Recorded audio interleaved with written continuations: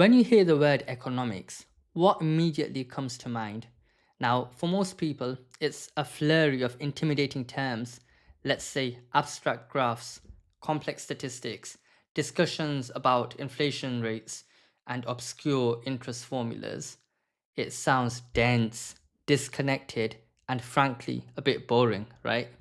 But here's the powerful truth, the core idea that I want you to grasp today. Economics isn't really about numbers, it's about people. It's fundamentally about understanding why we, as individuals and as societies, do what we do when resources are limited, and choices must inevitably be made. It's the study of human behavior under scarcity. So let's paint a real world picture to make it clearer. Let's rewind back to when we had the pandemic and people were just buying toilet paper roll. Now, that surge in demand, was it about logic or rational necessity? No. It was driven by pure emotion. It was fear transforming into immediate, irrational action.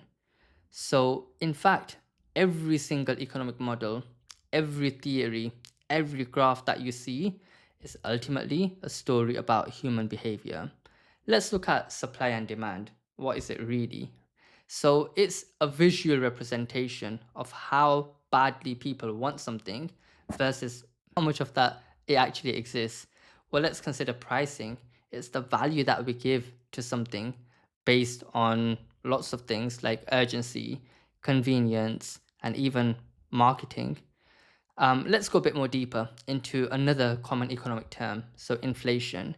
When you hear people say prices are going up, yeah, that's right, 100%. But also the purchasing power of your money is going down. So that same £100, for example, will purchase a lot less in a year's time or in 5 years' time than it does today. So economics helps us to read these patterns. It helps us understand the underlying human drivers. A couple of questions for all of us to ponder on. So, why do people hoard essential goods during a crisis? Why are we so easily persuaded to overspend during sales even when we don't need something? Why does scarcity instantly make something feel more valuable and desirable, even if the intrinsic worth hasn't changed? So we see economics is far from being a cold, purely mathematical science. In fact, economics is a warm blooded reflection of human nature, how we feel, what we fear, and where we place our hopes. So, even something as technical as opportunity cost, which is a big fundamental principle in economics, at its core is just a grown up way of saying you can't have everything in life. So, every yes that we agree to is literally 10 no's in disguise, which we haven't covered off. So, how do we make those difficult choices? How do we allocate our finite resources, like our money, our time, our energy, in a way that truly aligns with our priorities? So, economics gives us the frameworks to answer these questions. It forces us to think critically about trade offs and to consider both the short term and the longer term consequences and benefits of our immediate decisions. And one more thing, which might even surprise you, economics at its core is actually profoundly intertwined with ethics. Yeah, ethics. So every budget that we create, whether it's personal or business or governmental, actually is influenced through the values, and it shows us where the priorities are for each economic agent.